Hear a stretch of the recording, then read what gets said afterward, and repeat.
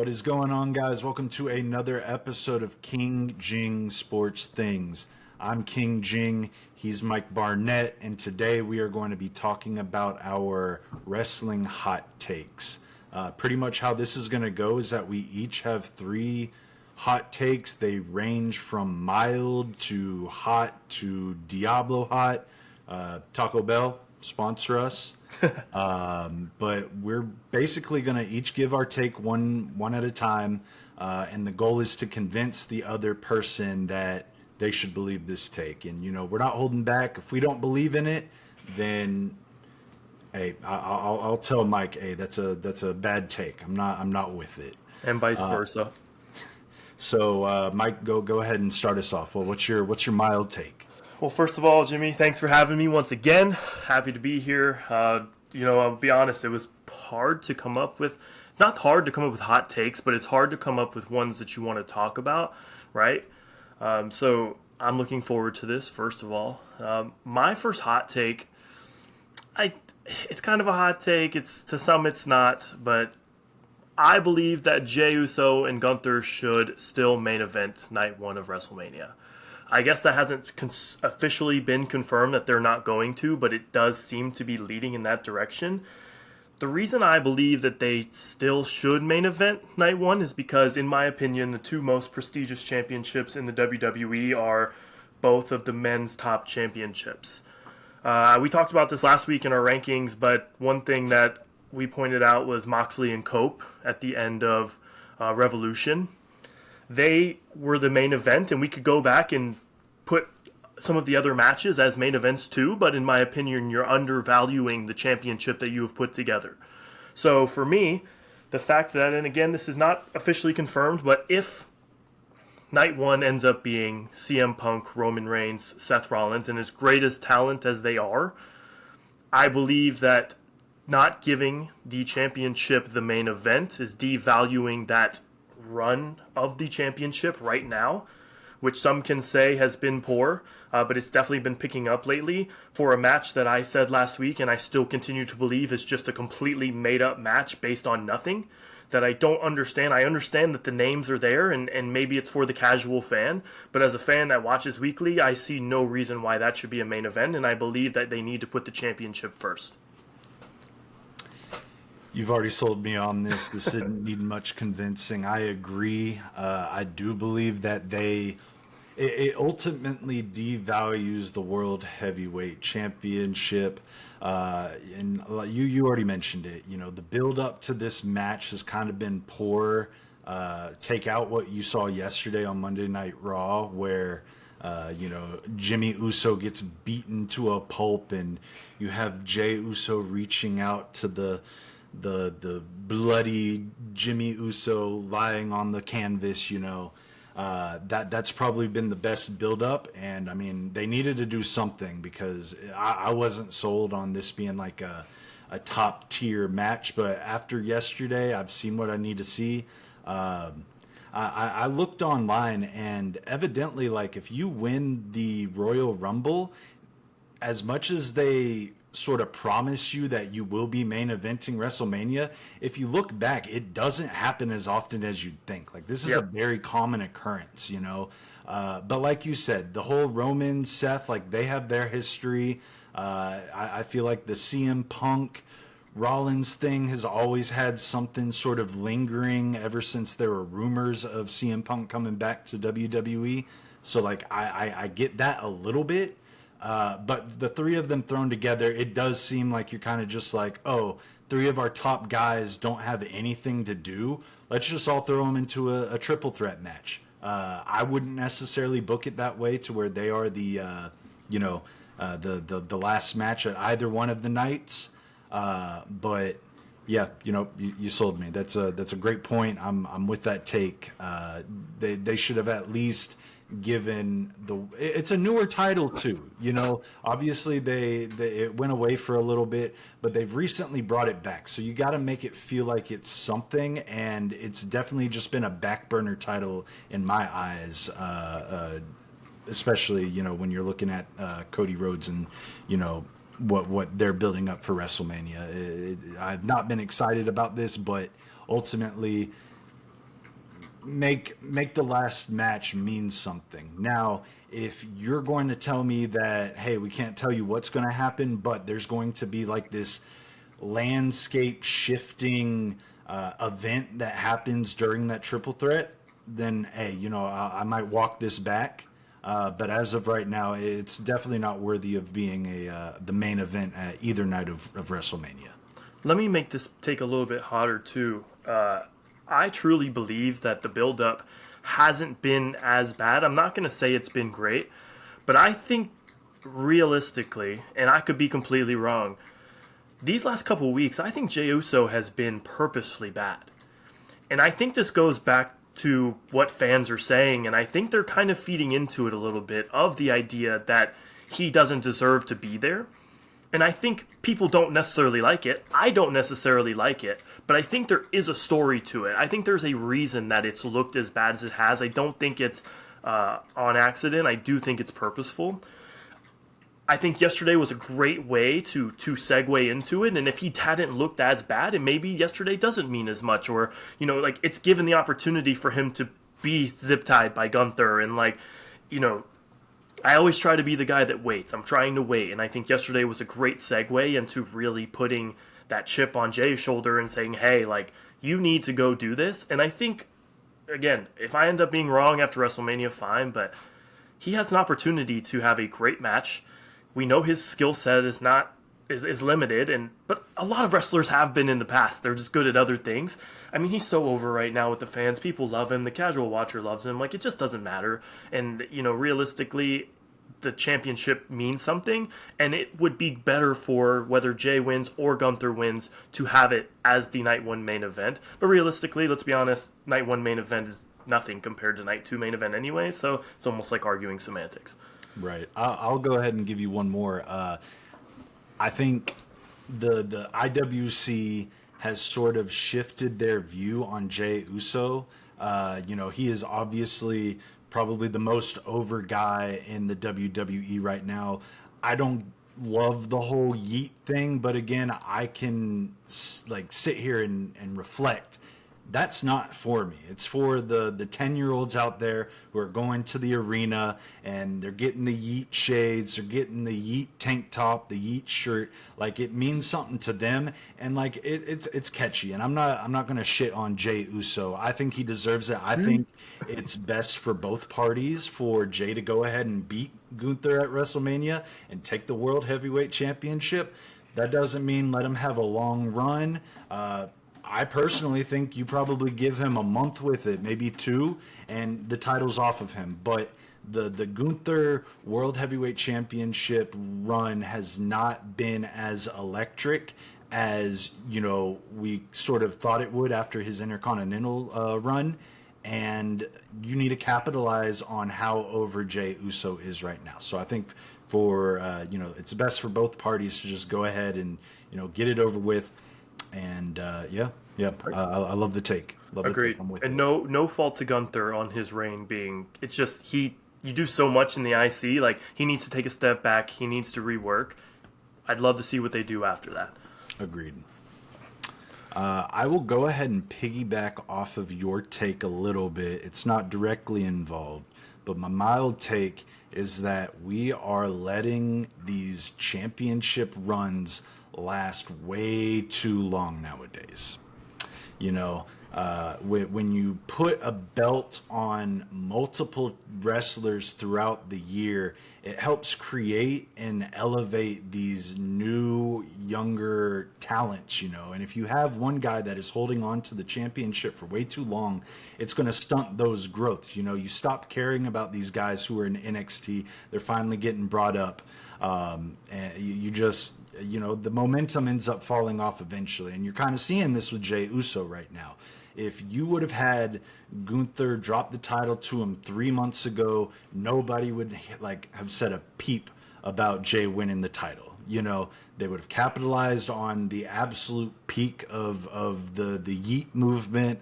But now you've drugged this out for so long that there are a lot of people, at least online, that have sort of turned on Jay, and they're just not having it anymore. They don't want him to win at WrestleMania. Again, I just mentioned, I think it's best for both parties if Jay does win. It changes it up a little bit. But yeah, like when these guys hold on for championships too long, you see these repetitive storylines, you see these repetitive matches. And eventually that leads to very predictable booking, and when you have predictable booking, then it takes all of the excitement away that wrestling sort of gives us as the fans. And specifically this is with more top championships, but when those reigns last too long, the mid-card titles become secondary. They're a consolation prize rather than an actual stepping stone that you can take to get to the top. And Gunther helped with the Intercontinental Championship, but like nobody cares about the United States title right now. Like it's just, it stunts the growth of these young talents that are coming up, and it puts a lot of people just in this no man's land. Like Drew McIntyre, bro. Like he is sitting out there floating, and he is being mishandled to extreme levels. Like this is a guy who can constantly be in the title picture, and you over the last year you have just made him seem worthless. So yeah, that's my take. We're letting people hold on to the titles for way too long. I agree with that take. I'm just trying to think of examples, and I think what's happening is the WWE is looking for another bloodline. They're hoping that's going to come because that story ended up being so good. And if you go back in the past and look at the other storylines that they've had that have been so important, 1 out of every 10 hits the jackpot, right? That's what they're looking for every single time. It's like, okay, we got a superstar. We know he can be a champion and he can hold it. We're just got to wait till that feud when it works. And for us, that's just not viable. It's not enjoyable. Like, okay, this guy's the champion. Great. Like, whatever. And I think that's why a lot of times I lean towards AEW and think about, like, the title switches a lot, but it keeps it interesting, right? And you never know if somebody's going to win. Because for 3 years, you knew Roman wasn't going to lose the championship. We all knew when he was, like, yes, they got us at WrestleMania the first time he fought Cody, but you knew he wasn't going to lose it for another year. So for 12 months, you're sitting there just waiting for WrestleMania, basically, with Cody. And, like, sure, he had some matches, and sure, he put the title on the line, but, like, you know the outcome already. And it kind of feels like it's happening the same way with the other championships in the WWE right now. And to your point with the other talent, like, Carmelo Hayes was an NXT champion for a long time. He's come up to the roster, and they don't do anything with him. There's been other, like, Indy Hartwell was an NXT women's champion. She came up to the roster. She's not even on the roster anymore. Like, I think they're trying to use Tiffy, for example, like as a, hey, like we're giving them these championships or these options, but we have more to talk about with her a little bit later. I'll get into that. But yeah, it's frustrating, but I think they're just waiting for that gold story, which is funny because I think my next hot take will kind of contradict everything I just said, but we'll see. I will go ahead and say I loved Roman's storyline. I see why they wanted him to keep the belt for so long. At first, a lot of people had their opinions on his title run. Those last 2 years, it solidified it for me. Like I wanted to see him hold on to it, and quite frankly, I wanted to see him retain at WrestleMania 40 as well. Just to top off this take, I don't necessarily know if these numbers are 100% correct. I will say I used AI to give me this, but I asked ChatGPT how many times the WWE Championship switched hands in the 2000s, and they said that number was 42 times. In the 2010s, it said that it had switched 31 times. In the 2020s up until right now, we're about halfway through with it, 10 times. And that's just the WWE Championship. That's crazy. So yeah, you've seen a decrease in the amount of switch offs, and I think it kills the momentum. Like you said, Carmelo Hayes, man, he was one of my favorite guys in NXT. He has come up and done absolutely nothing. They give Braun Breaker the championship, the Intercontinental Championship. You're doing right with that, but that's one guy that you have lifted up. Yep. Yeah. So like you often wonder like why the WWE brings back these John Cena's, The Rock, Goldberg, all of these last generation superstars. They're coming in and they're keeping things fresh, and it's because you've booked these champions as untouchable, and when that lasts too long, you aren't left feeling that any other superstars on your roster are worthy to take or even challenge for the belt in question. I mean, Chad Gable is unfortunately a victim of that and should have been a champion. And I said it last time. It's complete bullshit. It just is. But I think that's what AEW is doing correctly. Like, what people would consider a mid-card is everybody's high on the card. Like, all of these guys between Will Ospreay, Swerve Strickland, the Death Riders, Cope, Kenny Omega has the International Championship right now, which some are saying is a mid-card championship. Well, if that's the case, I mean, he's still fighting the best guys every week. Like, they have the best wrestlers in the world right now, in my opinion, and they're using them all in different ways to make it important. So, yeah, I agree with that take. Beautiful. All right. What is your, we'll say, hot take? So my hot take, which is so funny because it kind of contradicts everything I just said, but I actually believe that Jon Moxley should beat Swerve Strickland at Dynasty. And here's why. There's been a lot of talk about the Death Riders not having a great storyline, and I think it has been pretty stale at times since it started. But I think for the first time maybe ever in my life, this is a wait-and-see story. And I think we got to get to All In before we can just sit here and give up on it. I think this last Wednesday on Dynamite, we're really starting to see, with Swerve involved with Jon Moxley right now, Willow Nightingale is involved with Marina Shafir. Rated FTR is still going for those trios championships, and it's really starting to cook, in my opinion. And if you're going to put the work in, and we see it all the time, sometimes you have to wait. I thought the Hollywood ending was such a great story, but it didn't start so hot immediately. It took time. This is the same thing that WWE fans always fight for. Like, you gotta wait. But when it's with AEW, there's no waiting. It's, this sucks, this product is ass. Well, that's bullshit. And the story's really starting to figure it out. The promo they cut Wednesday was great. I don't think Swerve needs the championship on his belt again. We've already seen it, like how good he is. And we've already seen that he's involved with Hangman Adam Page again. And if they put on another match at All In for any reason, it's going to be a banger. I believe that Jon Moxley winning a Dynasty, waiting to see who wins the Owen Hart Invitational and being able to build a story at All In, and then losing it there, or the story gets that much better and he retains it, is going to be really important to AEW before they get to All In this summer. So I just don't see Swerve Strickland needing to win this. I think Jon Moxley needs to retain, and this story needs to keep heating up because it's like it's close, but it's not, but it is, but it's not. I just have a hard time wanting to give up on it. I think that does add a little bit more of unpredictability because, like you said, nobody has loved this storyline with Jon Moxley. It seems like it's been drug out. I feel like a lot of people thought that Cope was going to end up beating him, and obviously that didn't happen. And I do agree that Swerve Strickland does not need a championship on him. He's got everything else. He can take a pin and he'll bounce back like nothing happened.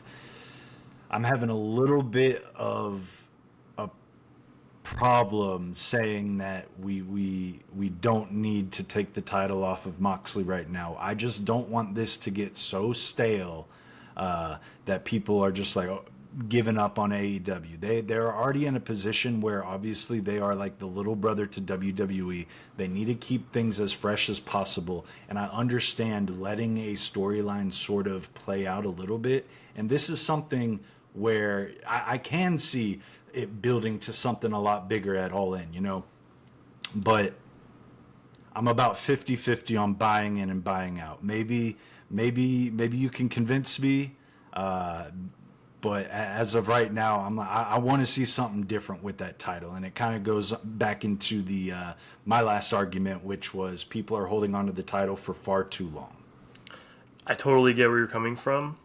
To your point of saying like AEW is the little brother and like they need to keep it interesting, I think AEW is in a position right now and how hot they've been this year that there should be no concern about what the casual fan cares about their product today.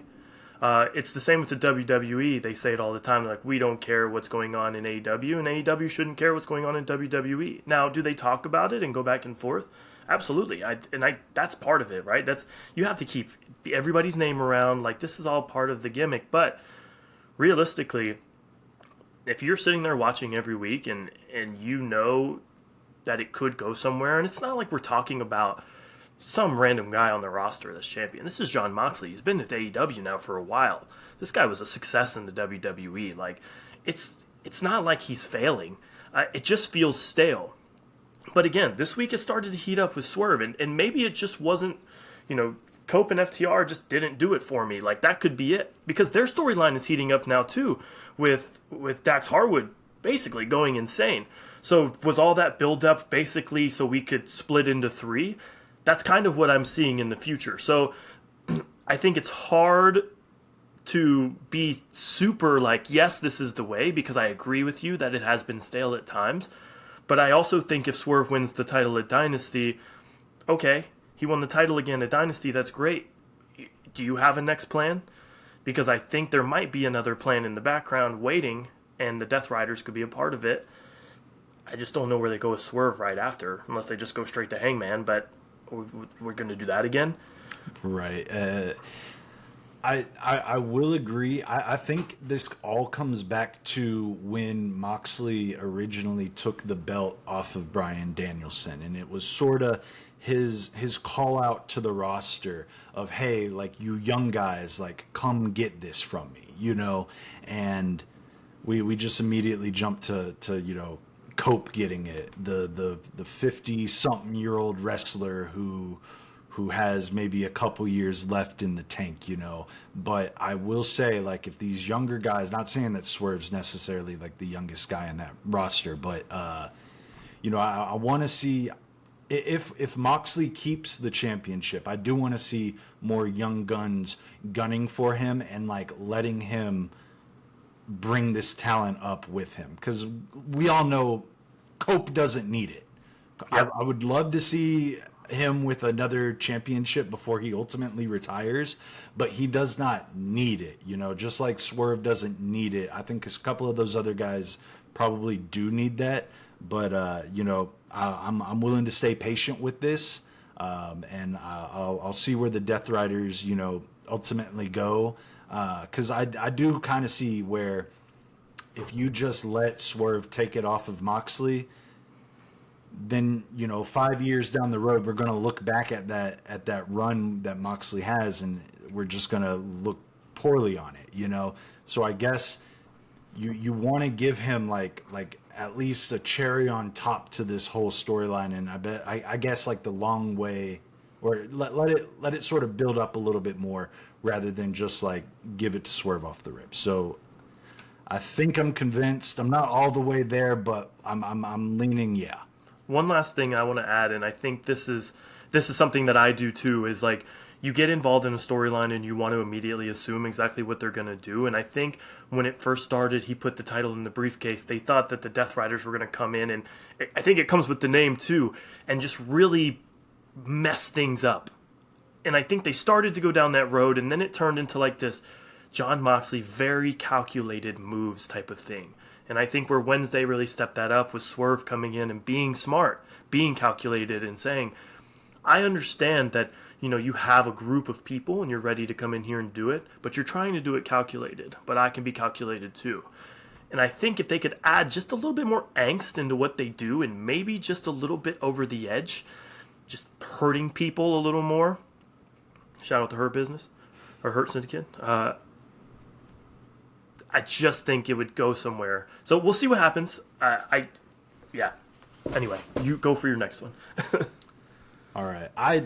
I truly don't know where this stands among other fans. I personally feel like I've seen it a lot.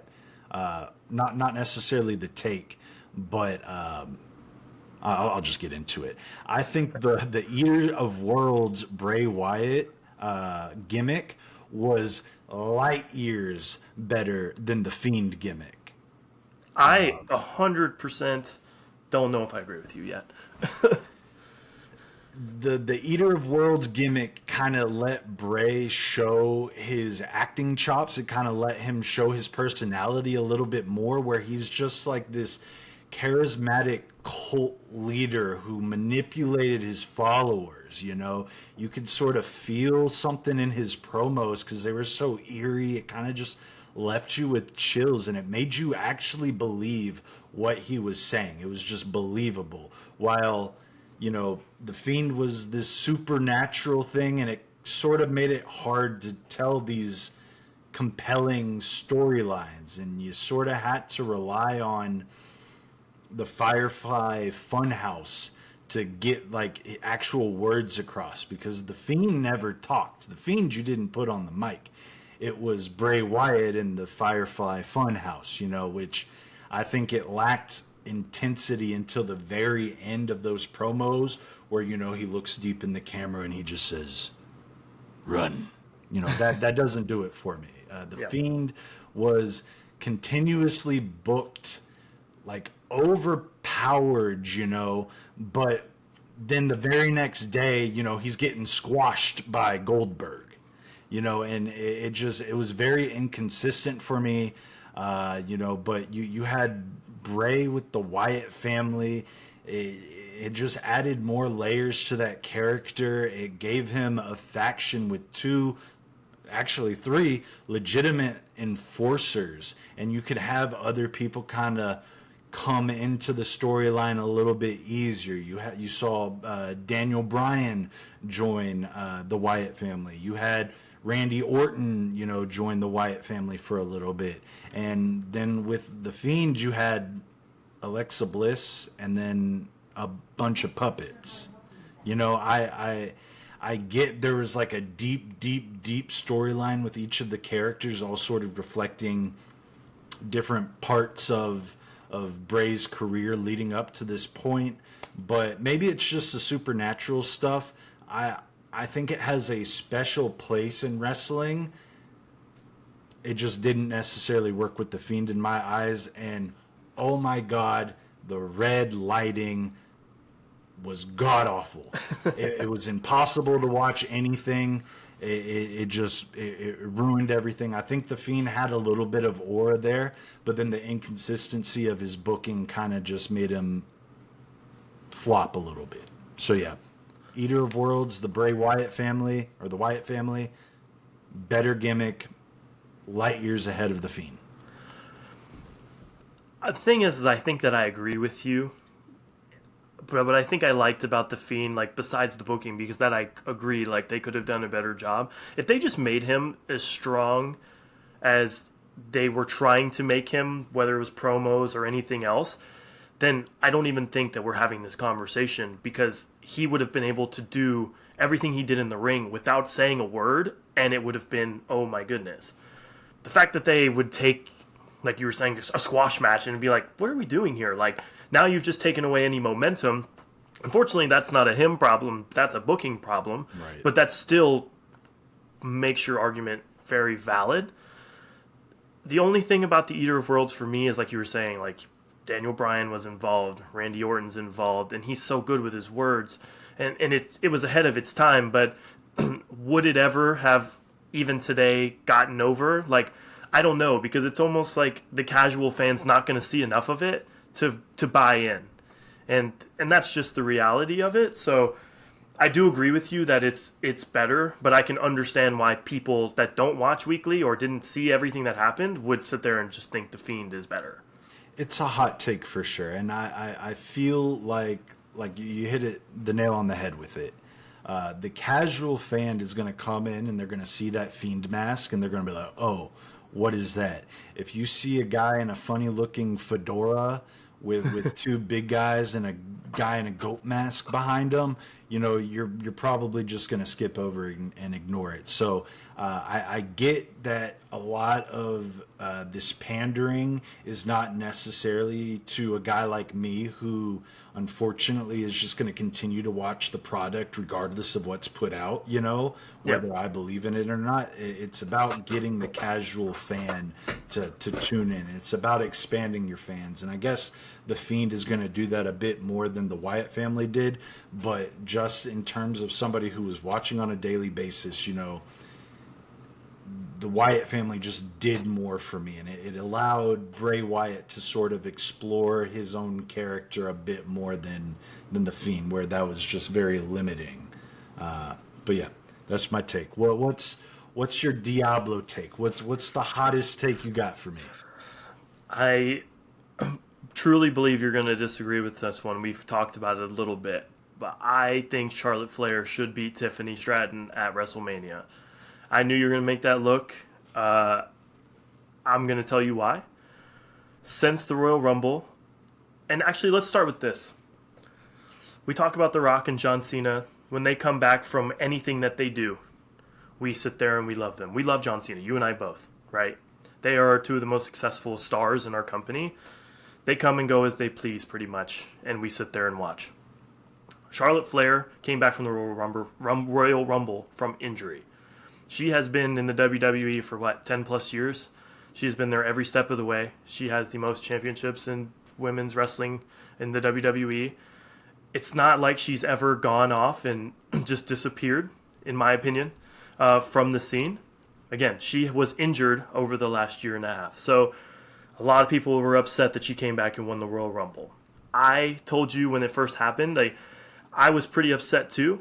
But mostly because she came in at 27. Now, I'm sure that has something to do with she's getting older, injuries, you don't want to see her get hurt, especially if you're putting her in this position.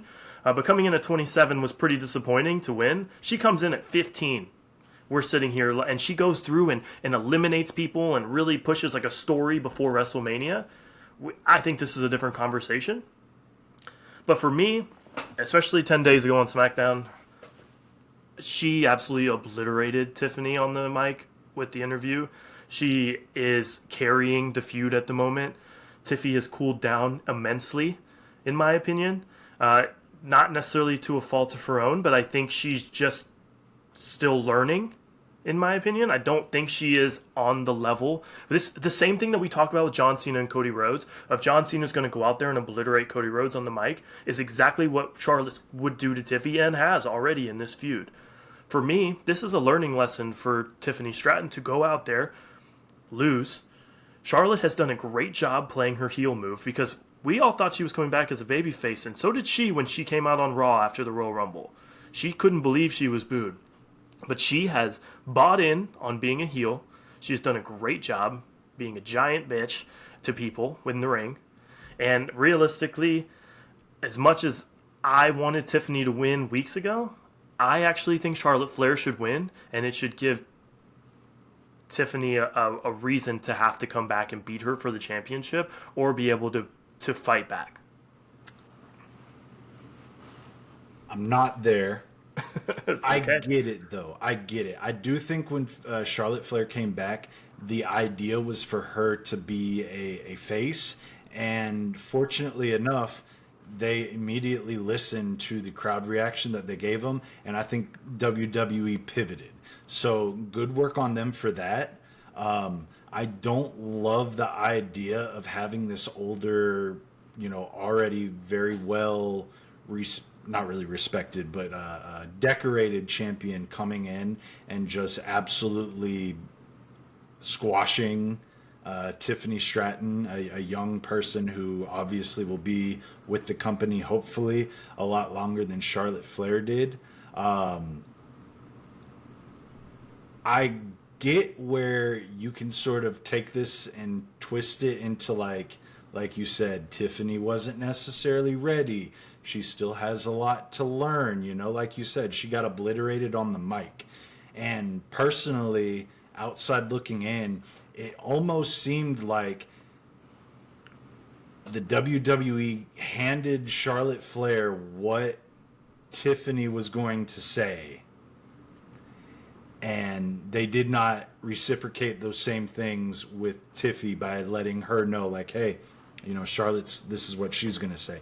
She looked like a deer in headlights out there. She did not know. It didn't seem like she knew that Charlotte was just going to, rip her apart piece by piece.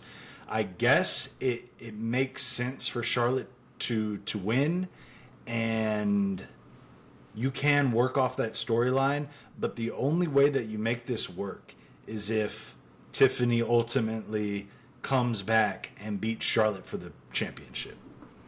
I think that's the only way you make it work, because if Charlotte takes the championship and goes off and feuds with other top women stars that have already cemented themselves, like a Rhea Ripley, like a Bianca Belair, all you're doing is pushing down the future of your company, and you don't want that as the WWE. You want to continuously make these future champions. You want to make them feel important. So if you just have Charlotte come in, take the title, and immediately jump to something else, then I think you have sort of stopped all of the momentum that Tiffany has gotten to us, like, to this point. I think realistically, it's not that I disagree with what you're saying. I just think their match is at a momentum low right now, and it just doesn't matter. Like, I don't feel like it matters right now. It's not something I seek out every week. It's not something I care about. And I think it's just come with how poorly it's been booked, which is not Tiffany's fault. And I don't think that, because Tiffany is so young, and from what I read, so the first thing I saw, so to your point, you were talking about, like, it looked like she was a deer in the headlights. Like, Sean Ross from Fightful did say that was not the case, that they knew what was going on, that it was, no, she didn't go off script or anything like that, talking about Charlotte. But I think that's part of learning. And I think if you're John Cena 10 years ago, you're not going easy on somebody just because, that's part of the business. Like, you have to be able to take it, reflect, and move on. And I think realistically, with the way they see this right now is they're seeing the WWE always goes back and uses a storyline again. And they saw how successful it was for Cody to lose to Roman Reigns and then build it up for a year and then finally win the championship. I just wouldn't be surprised if they let Charlotte Flair hold the championship for a year and had Tiffany come back and win it. Now, again, we just talked about this. I'm not saying that's what we want, and I'm not saying that I want that either, but I could see them doing that because that's the type of things they're doing. You just said it. Like, 10 times the title has switched in the 2020s. Like, what makes you think that they're going to change that today? From us talking about hot takes. So I'm just thinking about what they're going to do. And I think for Tiffany's career, and I'm only thinking about Tiffany, I'm not thinking about the rest of the business, it would be better for her to lose this match, build up, and win it back. Even if it's not till WrestleMania, even if it's at SummerSlam, right? Like, it doesn't have to go a whole year. It could go to the next pay-per-view. Like, I don't know. WrestleMania is obviously the pinnacle of the WWE. But I think sometimes, like, if you have Tiffany win at WrestleMania, where do you see her going next? And I have no idea, because now people are just going to see, oh, she beat Charlotte Flair and that's sick. But, like, anybody that gets on the mic, if Bianca fights her, if Rhea, any of these people get on the mic, she's fucked.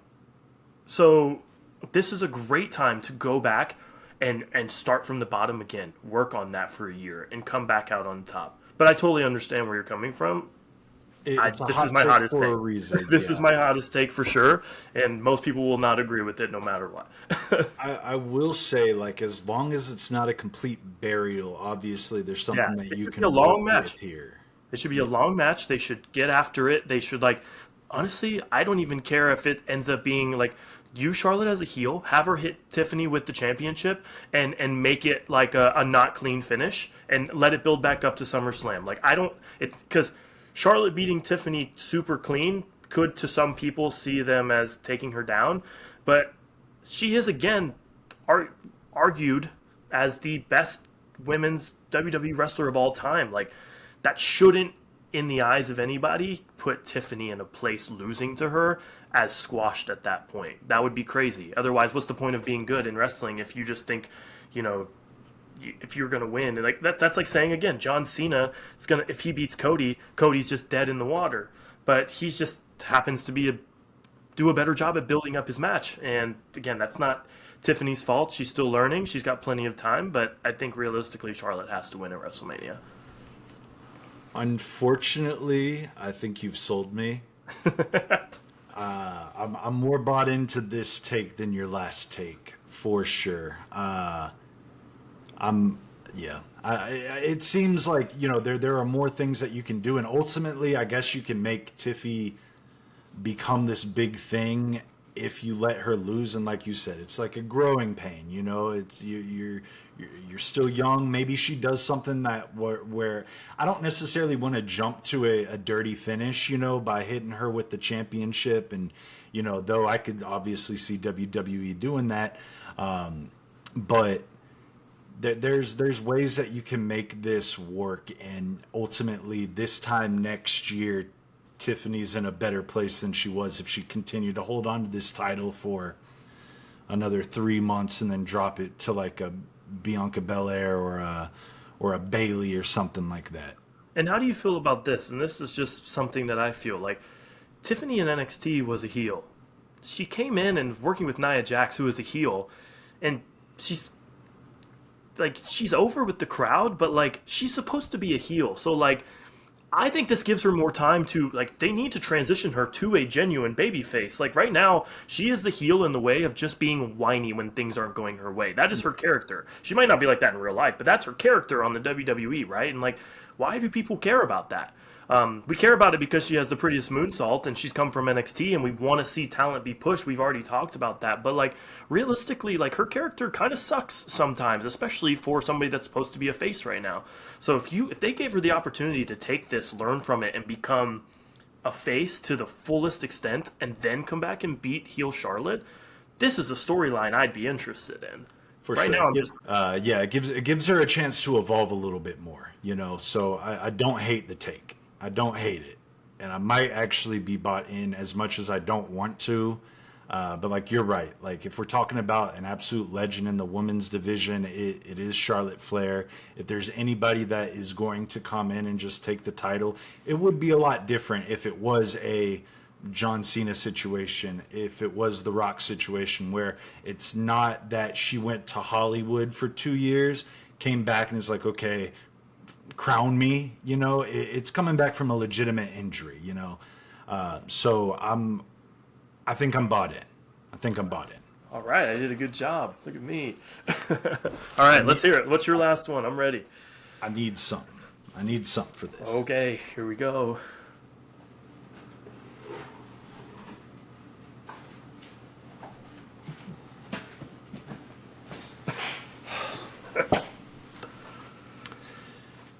John Cena was right.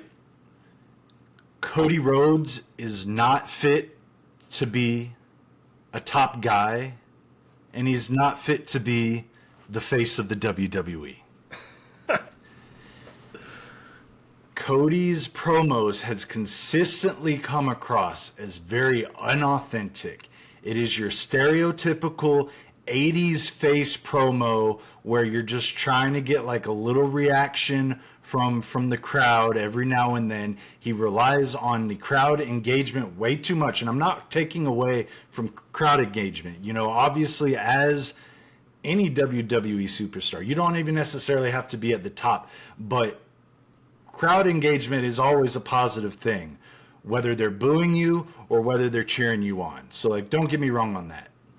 But I'm not sold on you simply because you have a catchy song. Because if that was the case, we should have had the fucking tag team titles put on Festus and Jesse back in the 2000s, you know. Biscuits and Gravy was an absolute hit.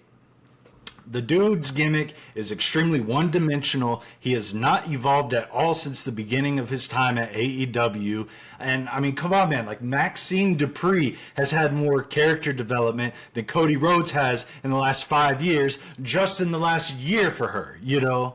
So, you know, you're calling out Cena as being this corporate champion while you were literally booed out of your last company that you helped found just because you came off as more corporate, as like a suit than you were a wrestler. You were touting that EVP title too much that you became less of a wrestler and more of a suit. So you might as well call back. See what Jamie Noble's doing, see what Joey Mercury's doing, and bring back J&J Security for Cody Rhodes. You're coming out in a suit on a weekly basis. I get that's his thing, but like, you cannot call out John Cena as being a corporate champion when literally your whole gimmick is being a corporate champion. What is Kane doing? Like, he's not doing shit in Knoxville as the mayor. Bring him back. Bring back corporate Kane. Bring back J&J Security. Put him on the corporate champion that is Cody Rhodes. I'm not buying you calling John Cena a corporate champion. Granted, he's not wrong. He was a corporate champion. Roman was a corporate champion. I understand that, but at least they didn't look the part too. You're literally trying to convince me that you are this underdog that had to claw his way up to the top when that is simply not the take. Like, it's not what's happening. John Cena and Roman Reigns, specifically Roman Reigns, at least had some layers to their character. I'm not buying your whole Hulk up when you're getting the ass kicked out of you when you're in the middle of the ring. I'm not buying it. In his promo yesterday, he said that Vince was the one that chose John Cena and that the WWE Universe was the one that chose him. Brother, are we forgetting that Vince fucking McMahon flew to his house and gave Cody the contract? He was chosen by Vince McMahon. And you cannot convince me that inside that contract there wasn't I'm the one who gets to dethrone Roman Reigns at some point in time. You cannot convince me. Corporate champion, my ass. Cody's career has and will always be around him being Dusty's kid. The American Nightmare gimmick is cheesy as hell and it's unfitting for a babyface. So turn heel. Then you can be the American Nightmare. Dye your hair black again. But don't strip away the music. Don't strip away Kingdom. It's very catchy. Don't strip away the old white trash Homelander gimmick. Simply strip away the fact that he is the son of the American dream, and what does that leave you with? Someone with absolutely no personality. He just doesn't do it for me. And I don't think that's much of a hot take, but all of this to say is that I don't even dislike Cody Rhodes. The man is one of the best in-ring wrestlers we've got right now, and I can admit that. I'm just simply indifferent about him. I was indifferent about him when he won the title. I was indifferent about him when he returned to the WWE. I was indifferent about him when he went to AEW and helped found AEW. And I was indifferent when he first came onto the scene. I think it was like 2006, 2007. And that is a terrible spot to be in. I will preface this by saying I understand that he is not meant for me. He appeals to the 12-year-old child. He moves merch. He gets the crowd going. But he is very much a corporate champion, and I'm just supposed to forget that because you put Cena and The Rock together. You are the corporate champion, buddy, and you're doing a terrible job at it. End rant.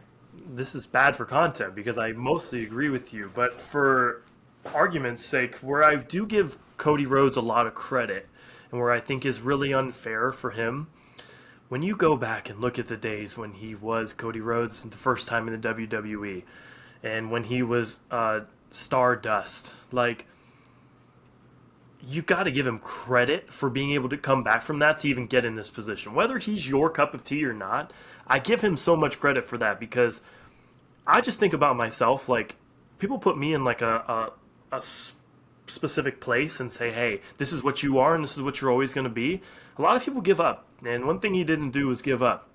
So I respect that. I respect that he worked his way back up. He did what other people that we really enjoy, like Matt Cardona, left the WWE and has reinvented himself. Like, that is not easy to do. A lot of wrestlers don't do that and aren't able to make it. So kudos to Cody for being able to get to this position where he is. I think that's really important to point out that like, whether you like him or not, that's really impressive. So, like, I do agree, though, in the sense that he's basically a corporate champion, too. I mean, it kind of goes back to your earlier hot take where it's just like he's just been in the same position for like years now. Like, what are we doing? It just seems really stale. Go ahead. I'll go after. I think it hurts. I will say, like, obviously props to him. You were Randy Orton's lackey. You evolved that into dashing Cody Rhodes, which was awful. You then turn into Stardust, which was also awful. So I give you props for being able to go onto the scene, reinvent yourself, and then come back, and now you have not one but two very high-ranking companies. They trust putting the belt on you. You know, they want you to be the face of the company. So props to him on that. But maybe that is what's holding me back for him. Maybe it's just the dashing Cody Rhodes and Stardust gimmicks in my head that make me not buy into what he's telling me. But I guess it's just more of the lack of evolving from this point, because he's been the same guy since 2019. We have not seen anything different from him, and he is still relying on being Dusty Rhodes' son. Give me a promo where you don't talk about being Dusty Rhodes' son, because you are clinging to that, and that is your whole personality to me. And I don't know. It just doesn't do it to me. Let me ask you. You watched the promos back and forth between John Cena and Cody Rhodes yesterday. Who came out on top for you? Oh, Cena to me easily. I feel that same way, and there are so many people that disagree. They don't necessarily say that Cody won that, but they're saying that it was a tie. And look, Cena started 3 steps back. You gave Cody the chance to take away the lisp. You gave him the chance to bring up Stardust, you know. So he's already starting a couple feet behind you. I still think Cena came out on top, and when he first went out there, he was getting booed like he was supposed to be. This is heel John Cena. But the more and more that he got into his promo, the more and more you saw the crowd start to be like, oh shit, he's kind of right. And you ended up getting some of those cheers for Cena, which should not be happening at this point, especially with like the thunderous boos that he's been receiving over the years. You finally get a chance for Cody to respond. You give a chance for them to sort of go back and forth for a little bit.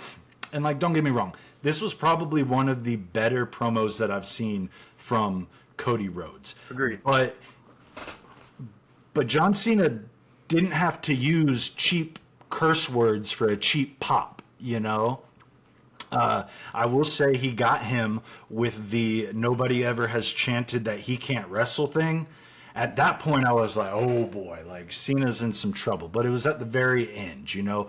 But to me personally, you didn't necessarily bury Cody Rhodes like we thought he might do. But I also think he just gave him the most mild torching that you could have possibly given Cody Rhodes. And obviously that's something that WWE wanted. Like, this is somebody that you have built up as the future of the company, you know. There is no denying that as of right now it seems as Cody Rhodes should be the face of the company for the next 5 years, the foreseeable future. But you also can't tell me that you went and looked at every other promo that John Cena has ever cut where he buries his talent and put this on that level. He simply did not turn up the intensity, and that's because you had WWE in his ear being, please, please don't do this. We know you're not here for too much longer. You can't bury our top guy. Please just give it a 70% go at this. Because I truly believe if Cena wanted to, he could have ended Cody's career right then. And that is with him already starting 10 feet behind him, because Cody took off the obvious lisp thing that he could have gone after, the obvious, low-hanging fruit. And he was still able to give him a better promo, a better torching, if you will, than Cody could with the entire book that he could have thrown at John Cena. And to top it all off, you had to let Cody Rhodes give him the crossroads. You had to make it physical so that the crowd gets back on his side. The amount of people that were cheering for John Cena during that segment, for somebody who was supposed to be a heel, I get you might get some echoes or like some really faint chance for John Cena, just because he is John Cena. He is a lot of people's goats, but you could tell that the crowd was starting to turn on him, or turn on Cody, at least a little bit during that, and that's not something that you want to see as, Triple H. Well, I think realistically the reason the crowd thinks it's a 50-50 promo is because everybody was so assuming that Cody was going to get destroyed that the fact he held any kind of his own, they're just like, oh, wow. Because if you really put it into perspective, like, okay, you took everything from John Cena to roast you on, and then he still murdered you, in my opinion. Like, that has to hold weight. And, the casual fan and people that don't watch all the time are going to 100% be blinded by the physicality at the end, and that's part of wrestling. So, like, they obviously had him do that for a reason, to stand above him and be like, hey, I'm the champion. And I think, the character evolution, you're 100% right, has not been there. And if you, looking back at it now, like, we're all shocked that Cena went heel, but Cena going heel has only made Cena look better, in my opinion, and it has really hurt Cody Rhodes. And I think if Cody Rhodes decided to go heel and work with The Rock, we're sitting in a different position right now, because I truly believe, and I've always said this, that, like, it is easier to cut a promo as a heel, because you can dig deep into things and bring up stuff that makes it easier to destroy somebody, whereas being a face, you have to be calculated, because you have to be quote-unquote nice, right? And you have to do it correctly without putting yourself in a position to look bad. So I really think that it hurt Cody's career not being the one to go. And supposedly, backstage, he was the one that said no to it because he's so over with the fans. But what's better for the future? I think Cody will go heel eventually, and I think that could change your hot take into, okay, this is why he's the face. But I don't think it's happening anytime soon, and I really don't think that him being a face this long is really helping him. Like, John Cena being a face his entire career worked because he worked. Like, he just has it. He had it. I don't know why he did it better than everybody else, but we're sitting here looking at him as the greatest in history. I'm just thinking to myself, in 10 years, I'm not going to look back at Cody and be like, wow, the whole time he was a face was successful, because I really don't think that it is. Like, John Cena is keeping Cody Rhodes relevant in this WrestleMania right now. And I have nothing against Cody Rhodes. I like Cody Rhodes. But to your hot take point, he's a corporate champion too. He's doing what they ask of him to do. And realistically, like, if he wants to prove that he's as great as people think that he is, maybe it's time for him to take the story upon himself and get over the fucking chip on your shoulder shit, because I'm so tired of that. Like, the chip is off your shoulder, buddy. You won the championship. Like, you beat Roman Reigns. You beat the greatest WWE champion of all time. Like, get over it now. Like, change. Do something. Do anything. Come on. Like, I do think that's what it comes back to. It's the lack of evolution from his character. You can't go to all of these different promotions, even outside of WWE and AEW, win the top titles over there, and then still come to me and try to convince me that you're the underdog here. You're not the underdog. Exactly. You're the son of a plumber. Like, it's not believable. It comes off as unauthentic. And I loved the fact that he was able to finish the story. And I can concede and say that being a face champion is a lot harder than being a heel champion. That's why you were able to see Roman Reigns sort of last this long without that many people getting truly tired of what he was doing. He was able to keep evolving a little bit. He was able to add more people in around him, you know. The tribal chief, the head of the table, the original tribal chief. All of these different things happened within a 3-year span. All I've seen with Cody Rhodes since he's been back from, or I guess returned to WWE, is that he is Dusty Rhodes' son and that he's just going to keep on fighting, you know. And it's gotten stale for me. You know, we talked about this yesterday. My prediction is that Cena beats Cody. He gets help from The Rock. Monday after WrestleMania, we see The Rock and John Cena on stage.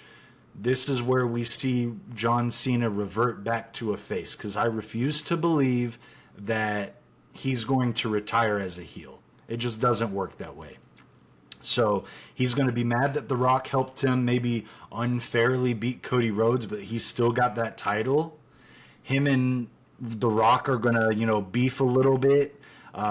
Maybe The Rock sends the Timu bloodline after Cena as a face, and hopefully at the end of it, we do see Cody decide, you know what? I will go heel for the sake of my character development, for the sake of the storyline, and maybe he does go back and, you know, take The Rock's deal, and he becomes Hollywood Cody Rhodes. He dyes his hair back to being that black, and, you know, we see a heel face of the company. You can do that. You know, we saw Roman Reigns be the face of the company for the last few years as a heel. As long as you're keeping things fresh and exciting, then, you know, it's more believable. But it's just the same old with Cody Rhodes. I'm tired of it. I've written articles back in September about how he should have dropped the title to Solo Sikoa. I can look back on that, and that goes again, the whole take of people are holding the title for so long. Solo Sikoa, people were talking about him as being what they believe Jacob Fatu is right now.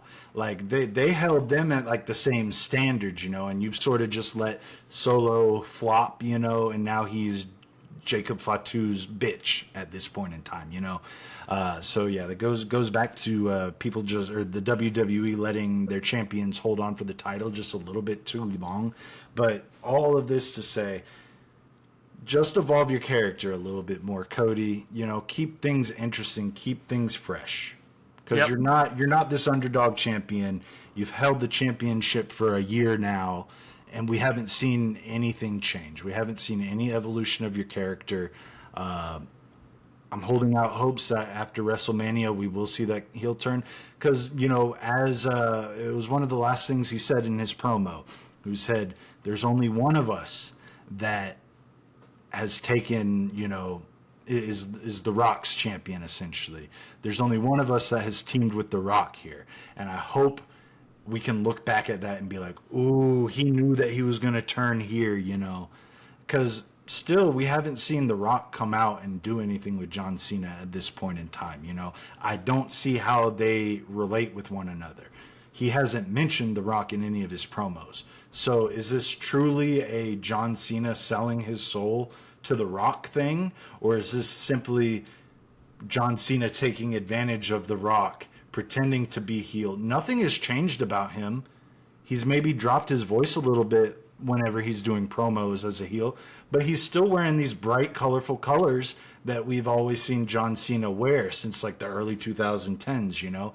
I'm not 100% sold that he is truly heel, that he's truly working with The Rock.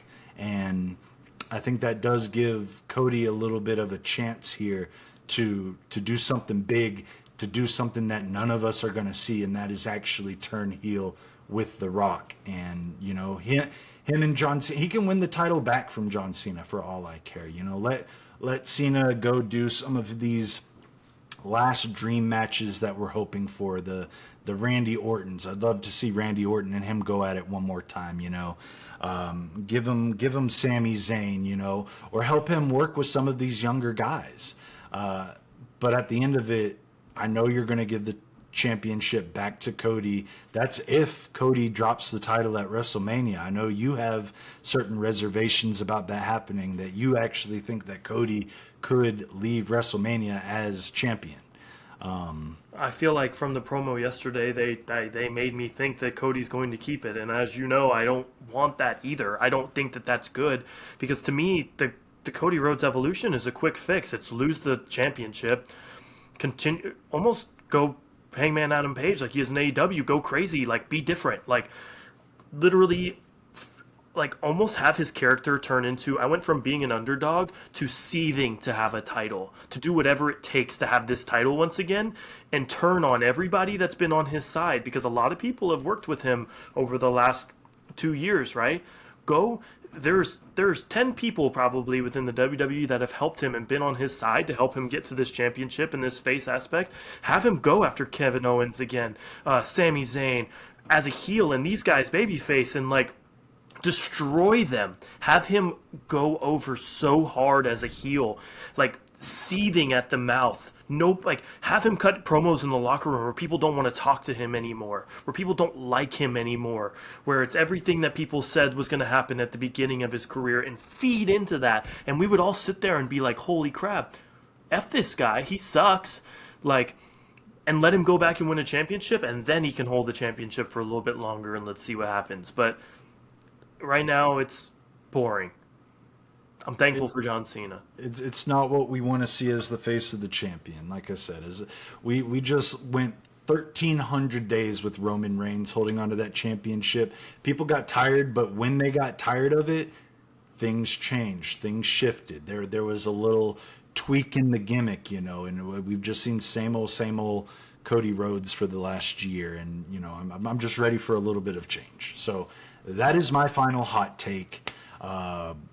Don't know if I sold you on it necessarily, or if you had already believed it, you know, but going into it, I didn't think it was that hot. But the more and more that I read yesterday of like the discourse that was on Twitter, the discourse that was on Reddit, the discourse that I was reading in my Discord, you know, it's that people truly believe that Cody stood toe to toe with Cena, and I'm kind of just like, are you blind? Like, you know, Cena could have done more. I just saw him on TikTok eviscerate Dolph Ziggler. We have seen him actually bury talent. Oh my God.